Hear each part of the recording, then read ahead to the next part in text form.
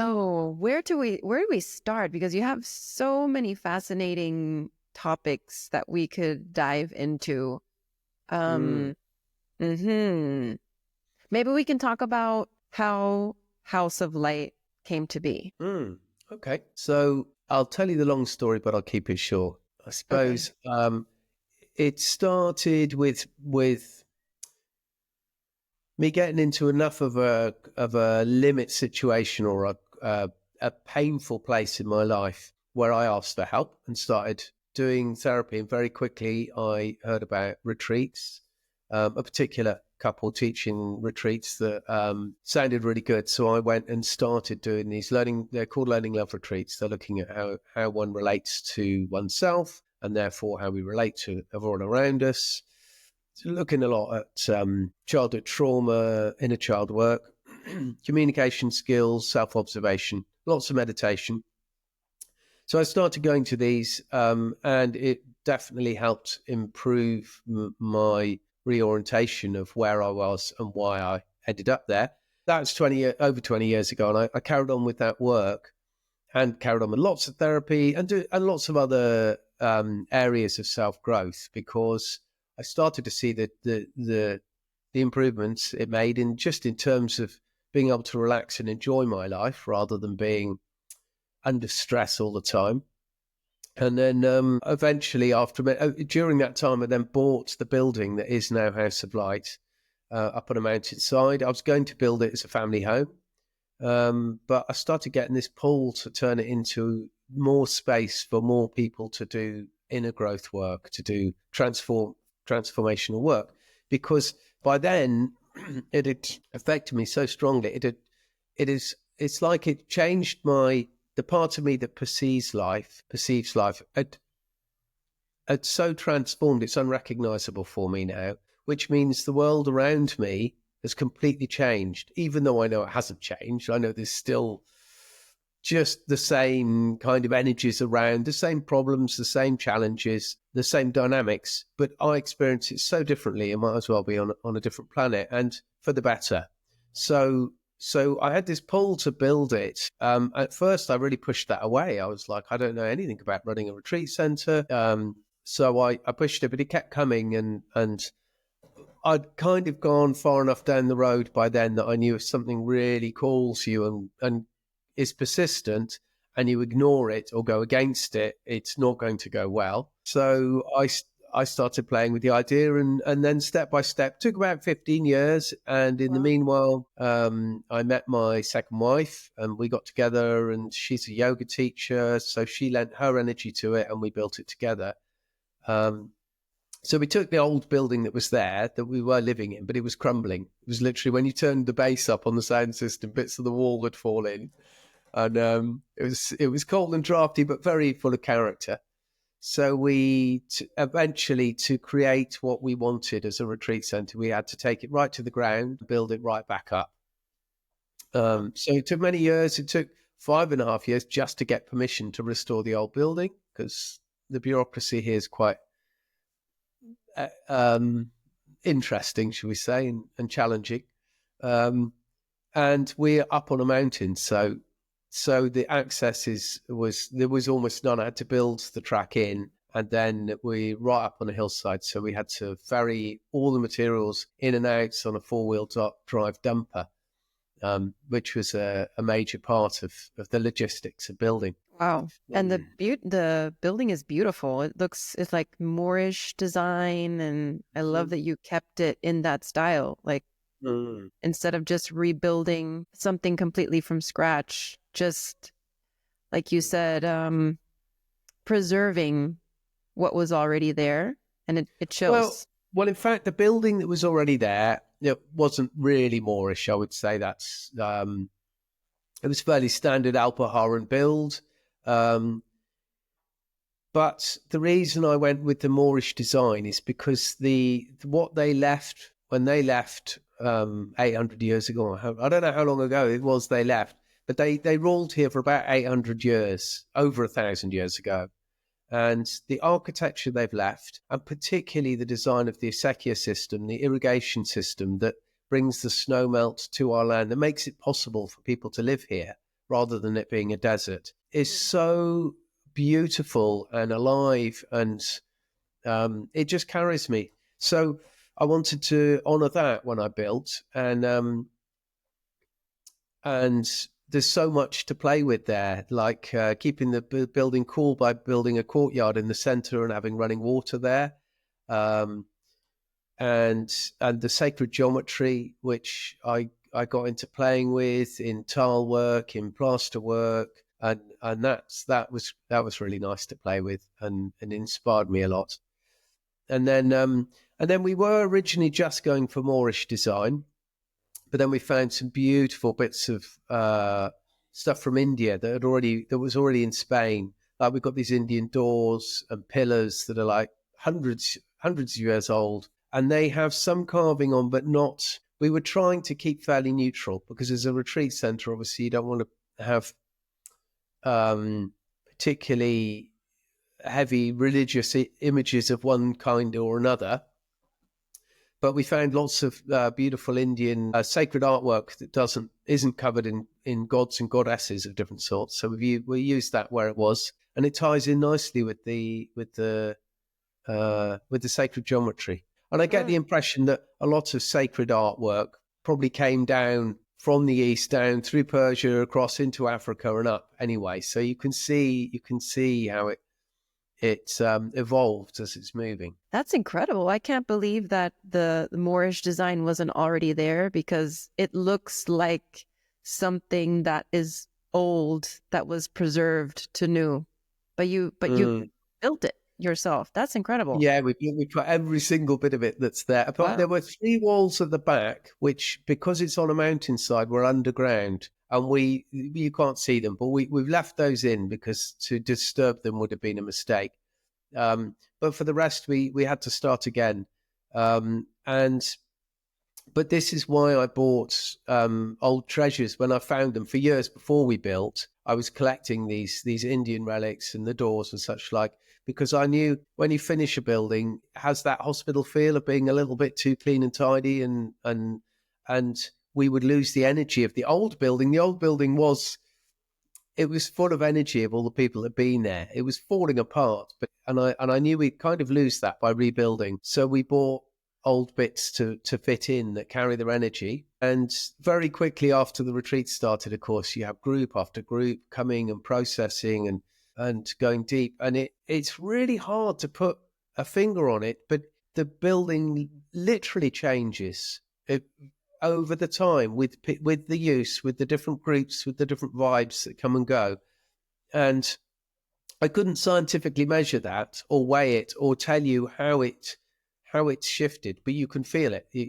Obviously, we have extensive grounds, and that's all maturing, and we have lots of plants in the building, and they're growing. So that does make a difference. But for the rest, it's walls and floors and ceilings and light fittings, and they don't change, but the building has changed for the people that have been through it, and the processes that have taken place there, and the feelings and the vibes that have been shared, and that's been lovely to watch. And what kind of groups usually gravitate to House of Light? What kind of retreats have you had there? Well, myself and my wife's real interest is in transformational work, because that's our experience. That's what excites us. That's what, and I feel it's a very necessary. It's a necessity for us as a species to move forward and to find our way to living, to not destroying ourselves and everything else, is through personal development. I like Eckhart Tolle's pointing out that communism, for instance, on paper, it's a beautiful idea. We're all equal. But when that came about, it ended up in the murder of 20 or 30 million of their own people. And he's saying because the people that were living it and the people that were running it were still in the human dysfunction. They hadn't transformed themselves. And from that basis, any system that we live under, whether it be capitalism, communism, whatever you want to come up with, without us personally developing individually, we will end in the same place. It will be hampered by the human condition, the human dysfunction. So from that point of view, I'm pleased to create a space where more people can come and really transform, as opposed to, say, coming in, having a healthy, relaxing holiday and doing some yoga, eating some healthy food and going for some walks, which we really value that too. We see the need for that. But we're interested in people that bring work that won't stop when the participants go home, that will leave something ticking or something opened that might bring them back in 5 years' time, might bring them into like a daily practice, whatever it is. So that's what we look for in our group leaders. And we find that in all sorts of areas. We find it in meditation groups, in tantra groups, in lots of yoga groups come. There's all sorts. There's breath work. There's all kinds of work coming. But that's the key thing that myself and Kerry like to see, and that's what piques our interest in holding space. Okay, so deep transformation. That's like what you just had this weekend or this week that you were telling me about the systematic constellations. Yeah, systemic constellations. Systemic. Yeah. Mm-hmm. Yeah. And I mean, do I remember, did you mention something about getting run over as a child? Was that you? I did, yeah. Oh, yeah. That was a crazy story, because I'm wondering, like, how did you get to Spain?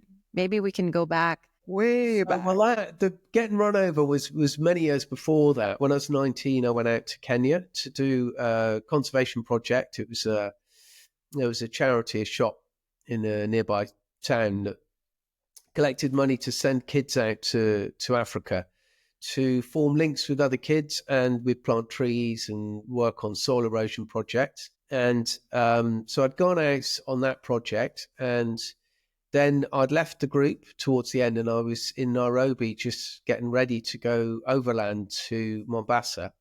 And the sun was hot, so I was crossing a road, and a car veered out of a roundabout going way too fast. And I was looking at the guy, and he was looking at me, and I knew he was going to hit me. He knew he was going to hit me. He braked really late.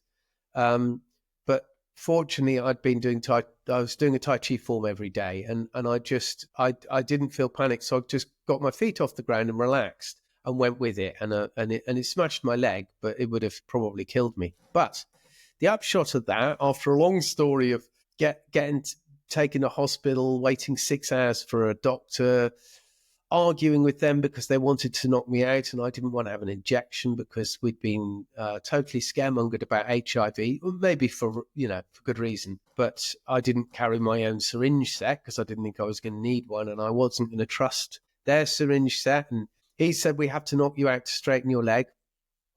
And I said, well, you're not knocking me out. And he said, well, we're going to leave the room for 10 minutes then, and either you straighten it or you let us knock you out because you're not straightening it with me in the room and when you're conscious, or you leave the hospital because we can't help you. So they left the room and I straightened my leg, which was that was quite a process. And then, so I ended up back in the UK a week early, and I was kind of like, oh no, I should be in Kenya doing this amazing adventure, or this overland adventure I'd planned.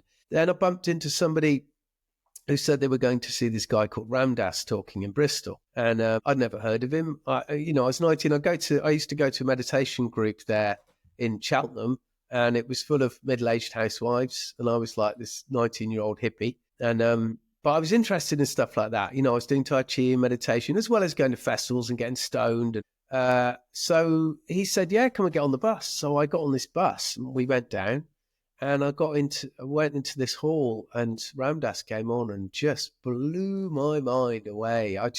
Even though I was on crutches and a plaster cast, I didn't touch the ground for 2 weeks. He just said, he described the universe in the deepest way I could ever imagine understanding it, but he put it into words, and with such humor and compassion. And while I was sitting there in the audience, I just realized, wow, that's why I got myself run over. That's what I needed to do to get back in time. I would have missed it if I'd not got run over and I'd traveled overland and had my adventures. I wouldn't have seen him speak, and that was one of many pivotal moments in my life.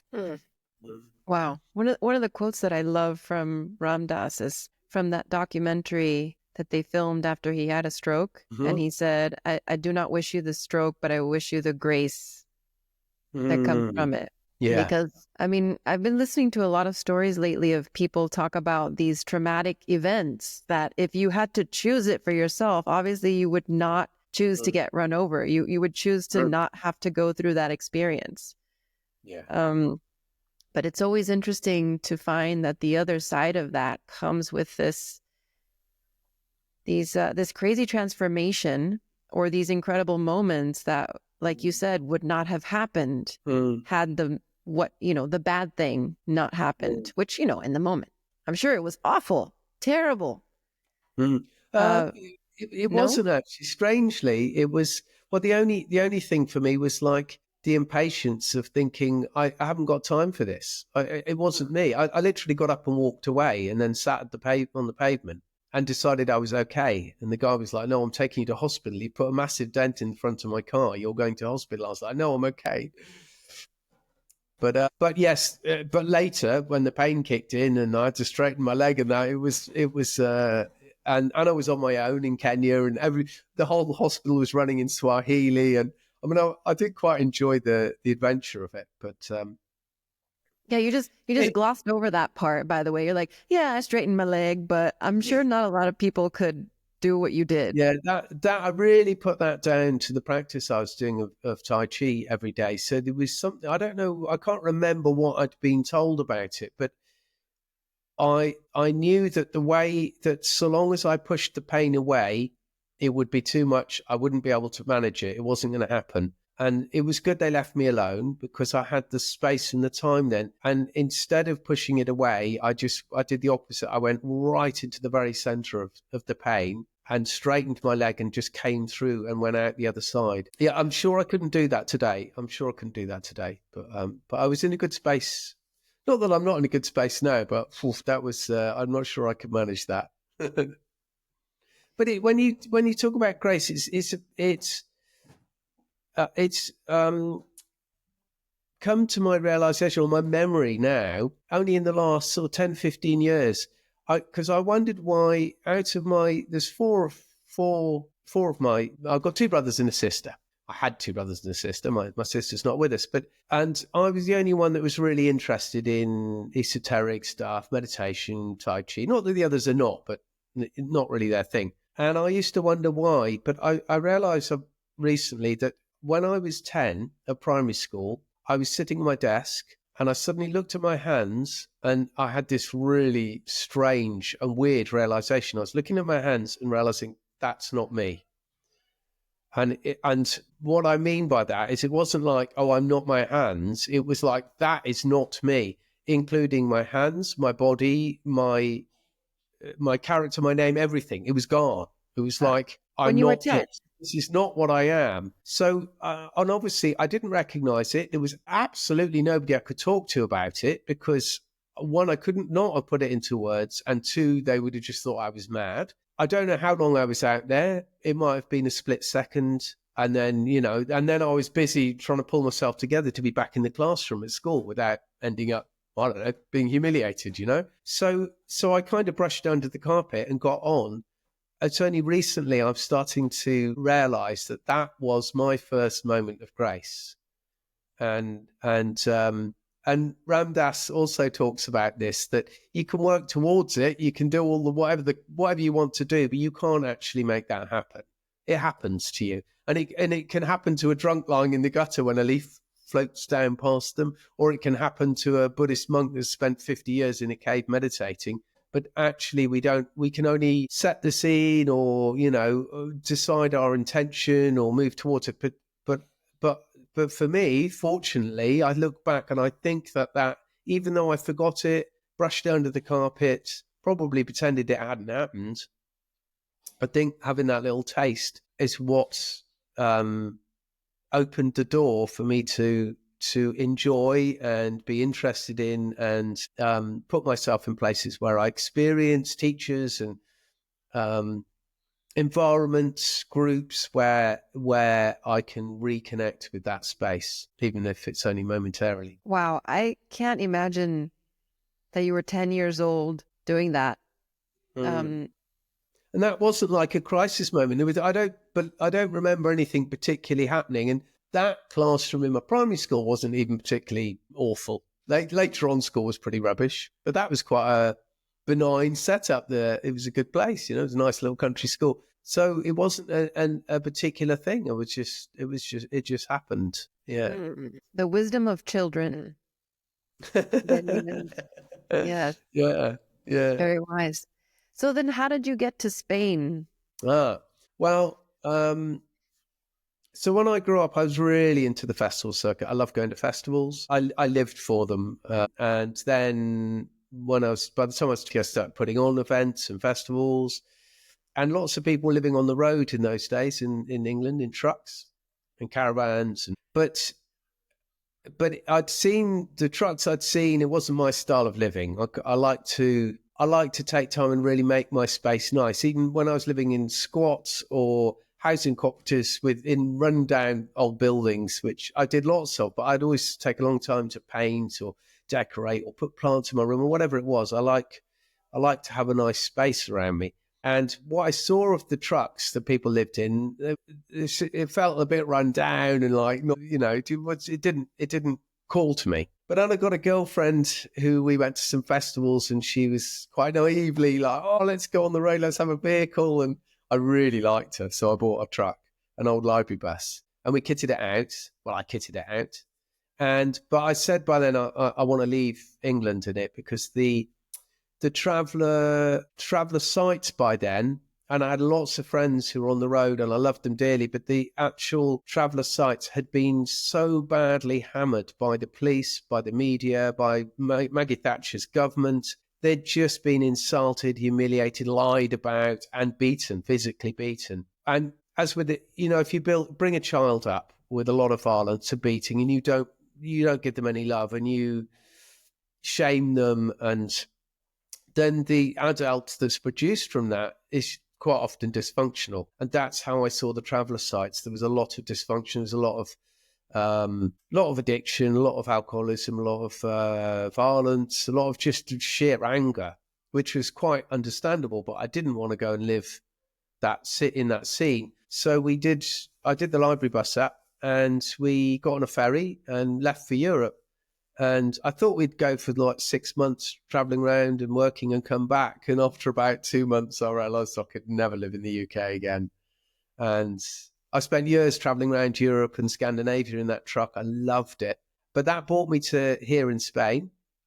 I was bringing bands on tour to begin with. I'd get bands from Holland and bring them on little tours around Spain. And then I started traveling down just to catch up with friends I knew down here. And when I came to 𝗔𝗕𝗢𝗓, I moved on, because that's what I was never going to stop traveling. But I kept coming back, staying longer and longer each time. And eventually I put the handbrake on. This is me. And that was nearly 30 years ago. And I'm still totally enthralled with the place. So if I go somewhere else, however beautiful it is, we go on a nice holiday, I'm always excited to get on a plane home. Yeah. Especially your home. It's really beautiful. And how did you find that exact spot? Well, I was living in another valley, and with my first wife and 2 kids, and we had a beautiful yurt. Like, we had a main yurt for living in, which was one of my wife's bedroom and living room and the kitchen. And then we had a geodesic dome next door, which my eldest son and daughter shared. And it was in an olive grove. I mean, it was really idyllic, with a great community all around us in that valley. But my wife really wanted to move. She wanted a house, and she didn't really feel that comfortable in community living. So we searched and searched. Finally, we found what we thought was the perfect place.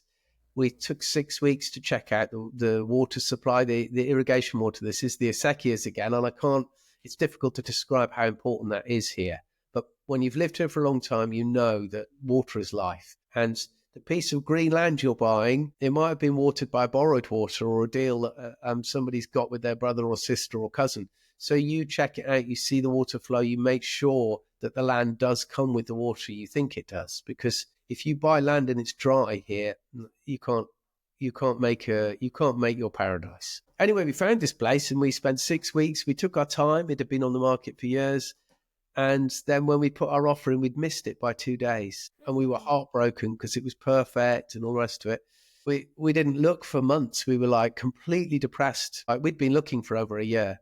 And when I finally said, right, I've got to get back on that, finding us a new home, the first place I looked, when I looked again, was this old building up on the mountainside nearby, a little village called 𝗔𝗕𝗢𝗓𝗧. So I went and saw it, and I kept coming there and sitting in the gardens and doing all my, if I had to spend time online, I'd go and sit in the gardens and do it.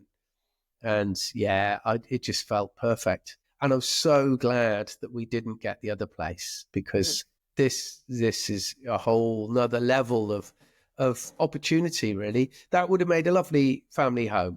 But the building that where we've created House of Light, whoever built that had spent, I don't know, probably decades choosing the exact spot to build it, because you can sit out on the balcony there and you can see the snow caps and the Mediterranean Sea from the same seat. And that is quite rare, because lots of people here can see the Mediterranean because we're high up in the mountains, but you can't see the snow caps, because once you're in the mountains, there's peaks in between, It doesn't just go up one mountain, there's all the ones in between. So to see the mountains, you need to move away from the mountain, and then you see the whole thing. That's when you see the snow caps. But when you move away, you're then lower down, you're in the valleys, you can't see the sea. So to find this spot where both are there is quite extraordinary. And there's other parts to it. When you sit there, it's just like, wow, they got this right. Bits of the building, I was told, were 400 years old when I bought it. And wow, that's old. And it's on what was the big cobbled pathway, which was like the motorway into the 𝗔𝗕𝗢𝗓𝗧, into the mountains here. Back in the days before roads, when there would have been spice traders and mule trains, and mostly if you were born in a village, you would never leave that village. There was literally a woman in our village here. We saw it in the paper. She turned 90, and her family, for her 90th birthday, they took her down to the sea to see the sea for the first time. It's less than 40-minute drive. I mean, it's no distance to the sea. She'd not left the village. And it's funny, because I was with my first wife then, and our reactions to that newspaper article were completely opposite. I thought, wow, how beautiful that someone is content enough with the simplicity of the life around them that they don't need to go anywhere.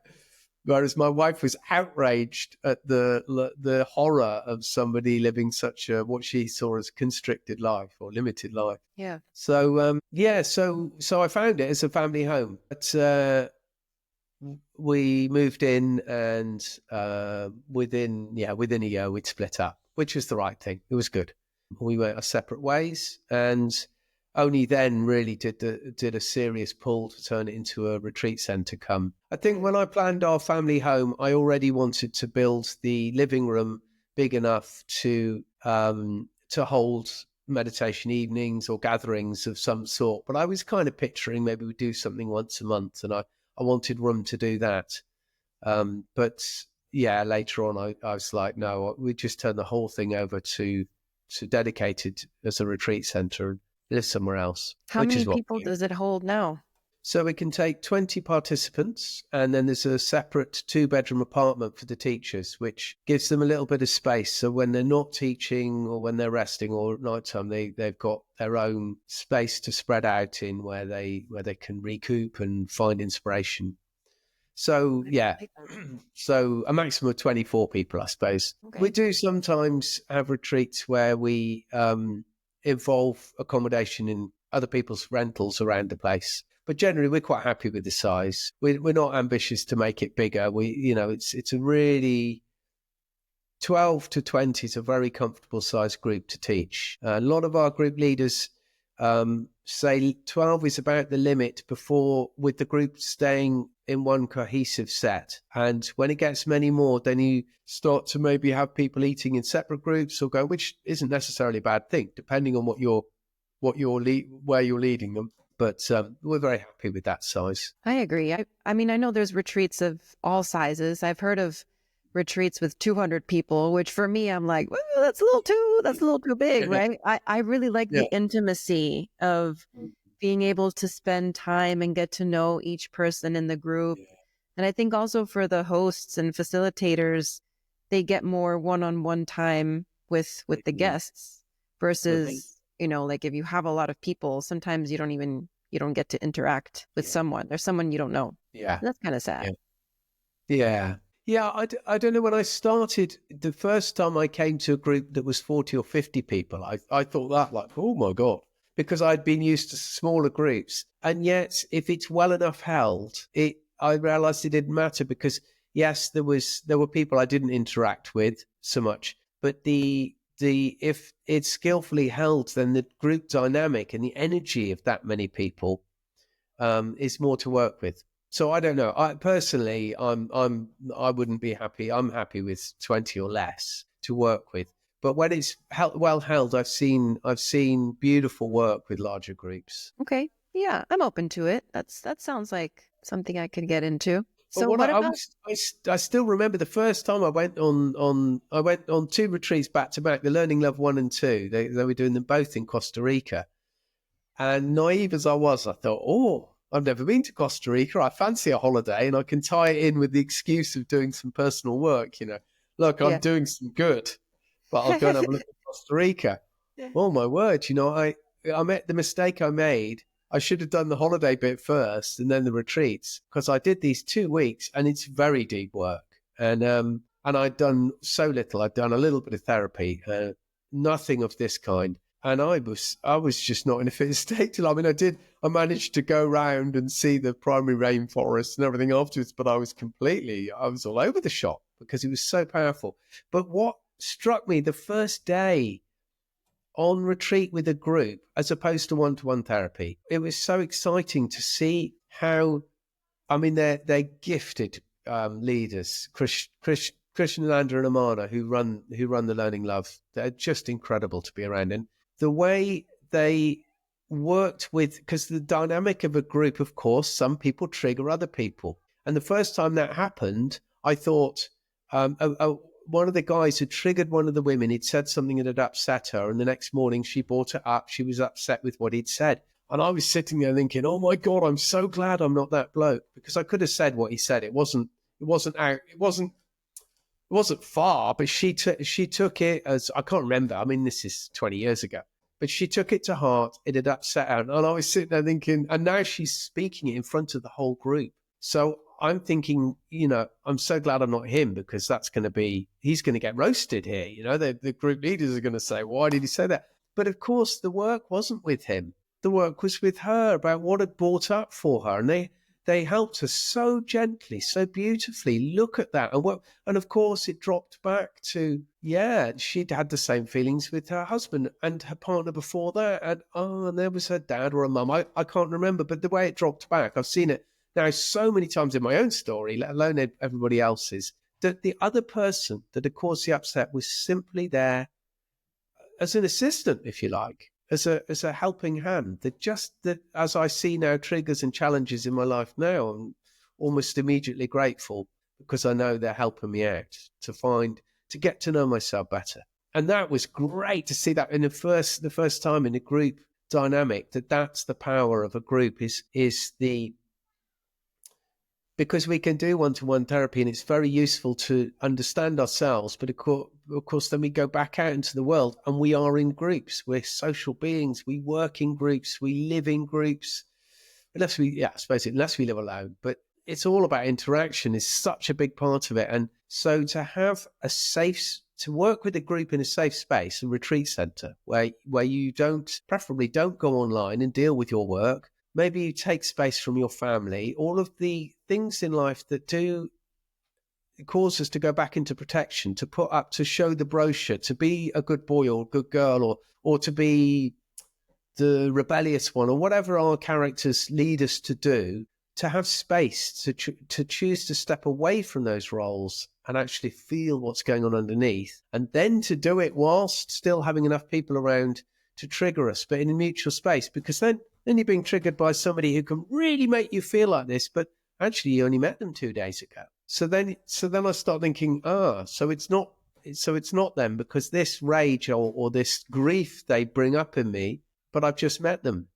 And now I realize, there's the echo. So these other people in my life that I married to or have a difficulty with at work or whatever it is, then I can re-look at that and see where the path leads back to myself and almost certainly my childhood. That's like advanced personal development and spirituality right there. Because oftentimes when we get triggered, we think it's the other person that needs to change their behavior or their way of speaking, or, you know, it could be something that cultural, you know, like someone speaks with their hands and you seeing hands triggers you, and it's not that person needs to change. So I love this. I love this work that you're bringing up about when you feel those feelings or have thoughts or however triggering comes up for you, to turn it back to yourself and say, hey, where is this coming from? Because I don't think that that person, whoever they are, meant to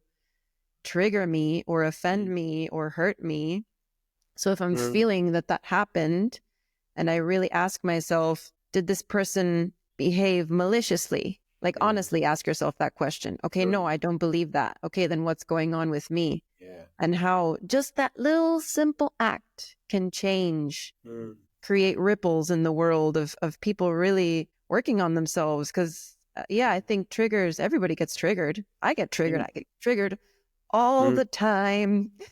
It's really hard sometimes to, you know, maintain the center and ask yourself hard questions, especially when, I mean, sometimes feelings that come up are really intense. Well,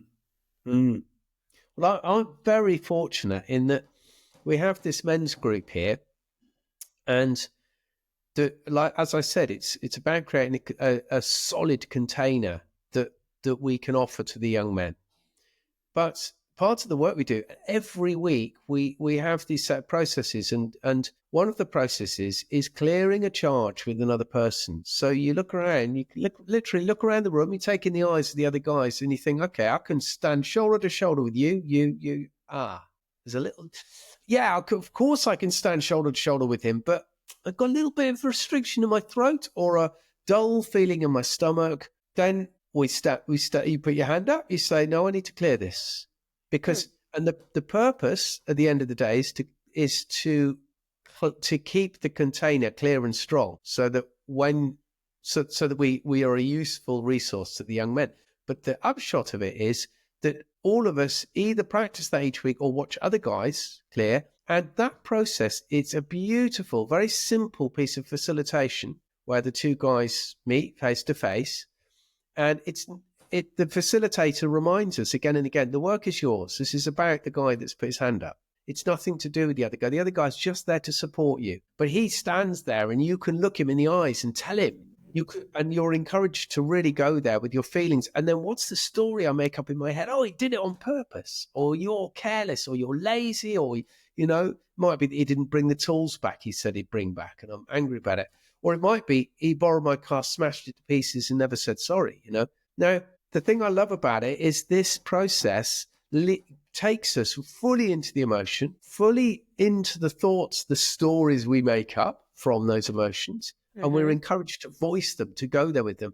And then we look, what's behind it? Who stood behind him? You know, there's my dad, my mum, or the teacher from school, or the bullies in the past, or whoever it is, or all the officials that let me down, whatever it is, that's the deep wound. So that's an old deep wound in me. And then there's two other places it could be in me, this charge that this helpful person has set off. One of them is that I don't want to own this behavior. I recognize it in myself, but I don't want to be seen as selfish. So I push that into the shadows. But I see it. So when I see it in somebody else, it really annoys me. You know, this is very common. You see people really judgmental about something that really they're quite good at themselves. They're just blind to it. So you see it in another person because you don't want to see it in yourself. And then the third thing is that I see a behavior pattern in this guy that I really judge. But if I'm perfectly honest, I would like a bit more of that. You know, I wish I could be a bit more careless and say what I think rather than considering everybody in the room first. But the beauty of it, it's a very simple process, but it means time and again, every week we practice so that now when I'm out and about, somebody annoys me. All of us, I know all the men in that group. It might take 10 seconds. It might take half an hour. It might be the next day you think, oh, hang on a minute, that guy I lost my rag with, or that shopkeeper that wouldn't replace the goods that I got shitty with. You're straight away there. Is that me? Or is that something I want more of? Or is it a deep wound?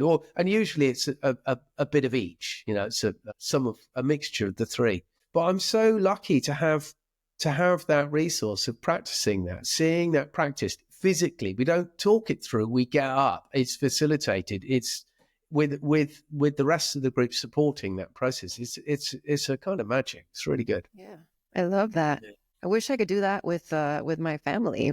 Yeah. Well, be helpful. Well, we've discussed this because obviously people go home to the family that aren't used to doing that work, and then you come out with that. And in the initial years of the group, there would be a bit of like, I wish my wife would, have that intelligence. But actually, it's not even that, because the more we practice, the more I just have that, the more the world around me comes that way to me. I don't need them to do that. That's their journey. There's nothing I can do about that. There's nothing I can change about that. And actually, I don't need to. I just need to work on myself on that level. Oh. But it affects the outside dramatically. So we all live in a better place with more harmonious families, more harmonious and healthy and rooted, loving community. All of us do, just because we do our practice. Again, it's like you couldn't weigh it or measure it, probably, like the building changing for the work that comes and happens there. But I do experience it. Yes, that is amazing. I want to talk to you about nourishment and specifically food at House of Light. Do you work with a chef? What's the food situation? So I don't. I stay outside the kitchen.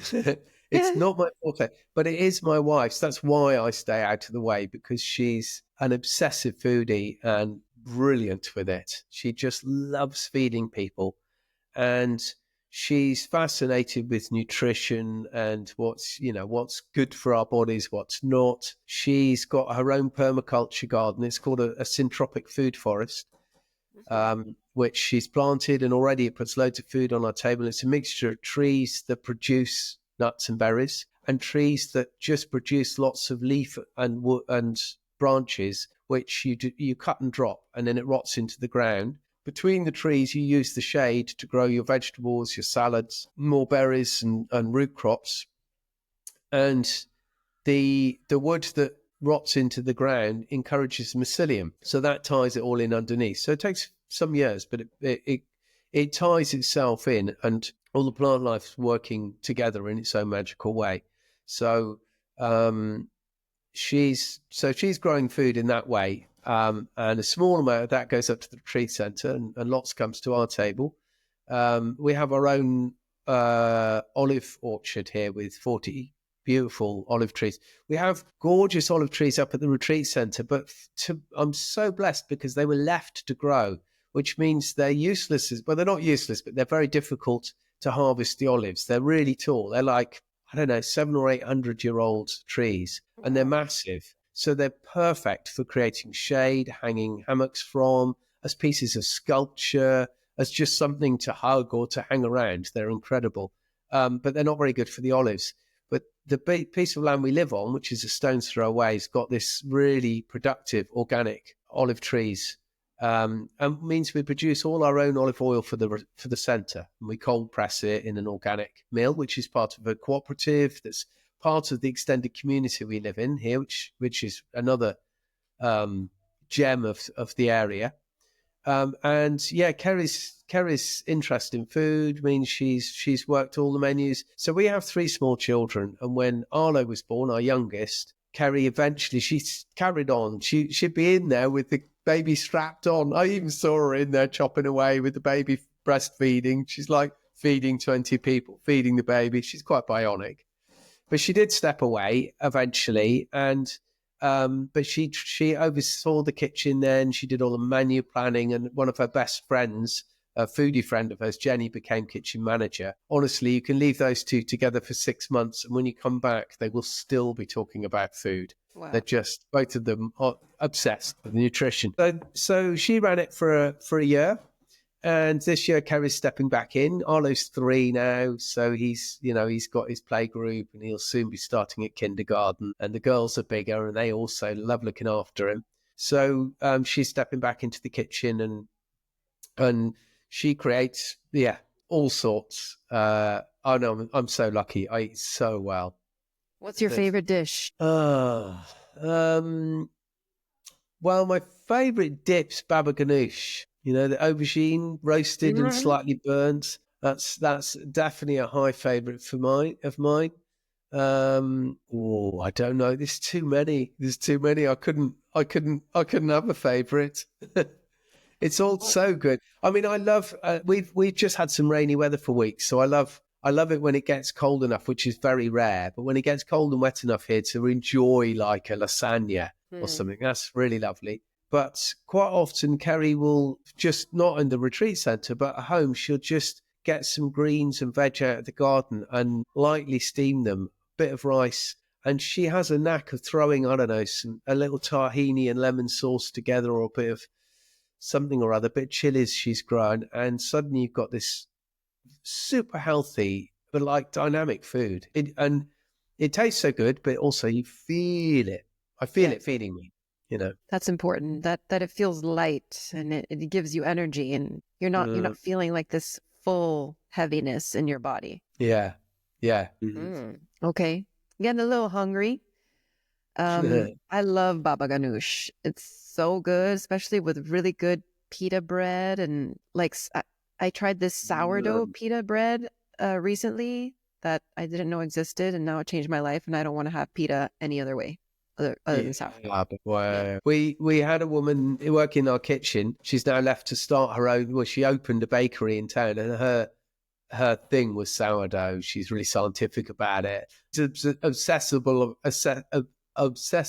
sourdough. As Kerry is about food, and she's great with it. So we've had all sorts. But I haven't tried pita bread, sourdough pita bread. I'll have to give that a go.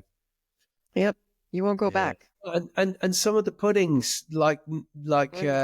There's this like caramel swirl ice cream Kerry does. And you'd think it was not good for you, but I don't know why, it's really natural and not, it's got no sugar in it. It's absolutely exquisite. And then other puddings that taste like chocolate mousse, but turn out to be avocado and cacao and just, yeah. Oh, that one I know. I've just tried giving up sugar. Other than, like honey, fruit, and maple syrup. It's difficult. You don't realize until you decide, okay, I'm not going to eat sugar anymore, that there's sugar in everything. Yeah. Everything. Yeah. This is a big one for Kerry, because it affects her very strongly. And she notices if she has a little bit of sugar, then it's on her mind all the time, and she's drawn to it. And when she cuts it out completely, so the kids don't have any, because our eldest, she goes berserk on sugar, absolutely berserk. Next one down, no problem. Third one, same thing. He's only beginning to show it now, but a bit of sugar and he starts getting jumpy. For me, it doesn't matter. I cannot eat it or eat it. It doesn't really affect me. But she's done a lot of research into what it does to you, and it is a good idea to cut it out for sure. Yeah. But there's so many beautiful alternatives. There's a root crop she grew here. What's the name of it? I can't remember. They look like potatoes, and she threw some in there, and suddenly the harvest was enormous. There were like baskets and baskets full of these things. And so she asked around, what do you do? What other uses can you use them for? And you chop them up and boil them, and she ends up with syrup, like maple syrup or agave syrup. But she's got pots and pots of syrup from this stuff, really sweet and lovely. So she uses that in a load of our cooking, and it's out of the garden. So, are these fruits from a tree? Zapote? No, it's a root crop. It's a root it is a crop. root. Okay. Yeah, I wish I could remember. No, is I it can't like remember. It's gone. Taro? Give me a moment. I'll find out. I'll just see if she's next door. I just have to know. Harry, what's the red crop against the sugar syrup?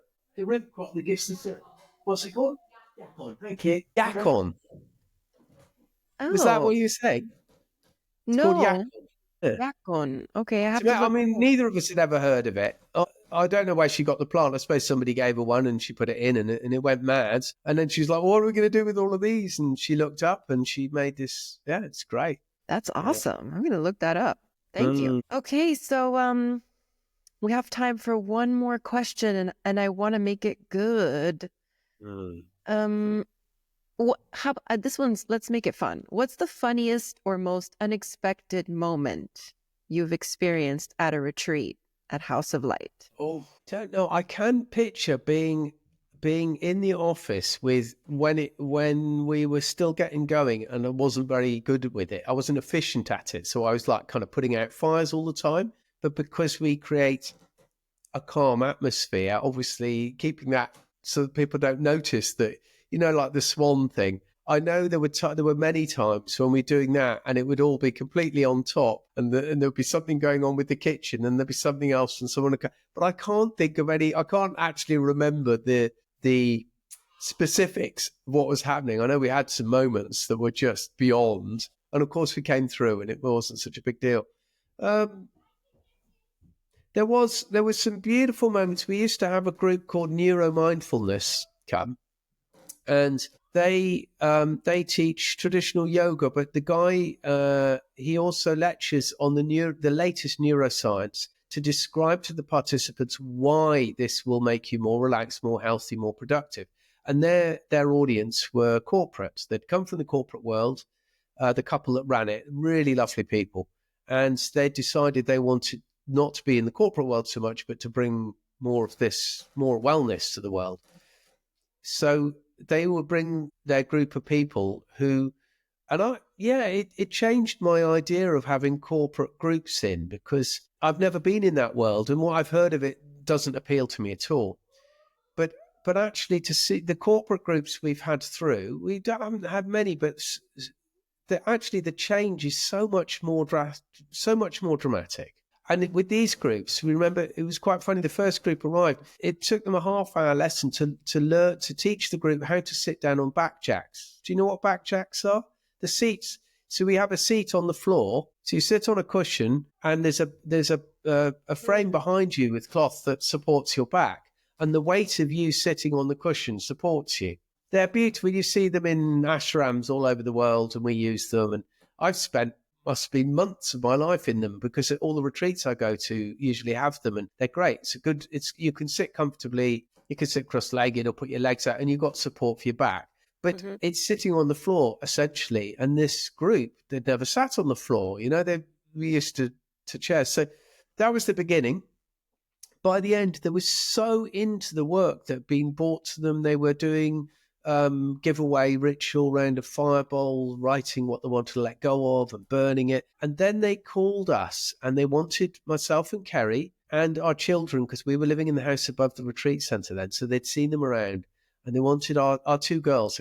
Arlo wasn't born yet, and they wanted the kitchen staff, and they got us all, and they made a big circle around us, and they wanted to around us and give us their love and their gratitude for being there for the week. And it was quite extraordinary. And then as they formed around us, our eldest, Elma, who would have been, I don't know, five at the time, and she'd been talking to some of them, and she'd decided in her mind that she was part of the group, and she was much more part of the circle around us than us. So she joined them, and she took part in oming towards us as the crew that had supported them. And I don't know how to describe it. It was a very special moment. It was really lovely. Beautiful.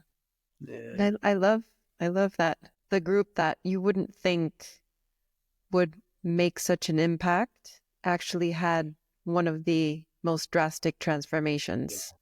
Yeah. That's cool. And this is a thing I've noticed that really gets to me is, I notice it always when I go on retreats, and time and again when retreats come to us, when people arrive, there's a certain amount of awkwardness, or people are a bit apprehensive often if they've not done the work before, like, what am I going to find? Because we go for transformational work. So people have signed up but they know they're going to find something and they don't know what. Maybe it's going to be uncomfortable. Personally, now I'm hoping it will be, because that's why I'm going. I'm going to get my money's worth. But a lot of people arrive, they're a bit like, oh God, who am I sharing a room with? And then you watch them usually descend into a deeper space first, and then they come up. And by the end of the retreat, they're like, it's this much clearer feeling that they're one. Like we're all one. It's broken down the barrier of I'm a man and you're a woman, or what country do you come from, or what work do you do? And there's much more. We're closer to what I consider the truth, which is we're all one. This is just an illusion, isn't it? It's a very, very seductive illusion that we're separate. But I love the retreats bring us closer to this place. Now with the corporate groups, that really happens. They go from really like, well, I hope this is going to be worth, I hope I'm going to come out of here more productive, or what am I going to tick off on my box of receipts? I'm projecting now when I say that, but that workload, that efficiency, the looking good in a suit, or what car do I drive? And by the end, they really was there's this incredible feeling of love and one love and connection between them that, of course, I've seen it in groups of people who are used to. I mean, it happens lots around here because I live in a community where there's a million different activities, from bhajan singing to meditations to Tai Chi to you name it. So we see it a lot. But to watch a group really step into that from another space is, it's beautiful. It really gives me a feeling of meaning in my life. To run the building, to clean the rooms, to do the admin. When I see that, it's like, this is worth doing. This is leaving the place better than I found it. Yes. And with that, that's the perfect space to end it. Thank you so much, Adrian, for taking time to chat with me and share all of this. And yeah, I can't wait to visit House of Light. Oh, that would be fantastic, Crystal. I can't wait to show you around and have you here. And yeah, and hopefully you come with enough time to dip in a little bit to the community around us, because there's so much to see here. Yeah, that would be great. Thank you so much for having me on your podcast. Yeah. Really appreciate it.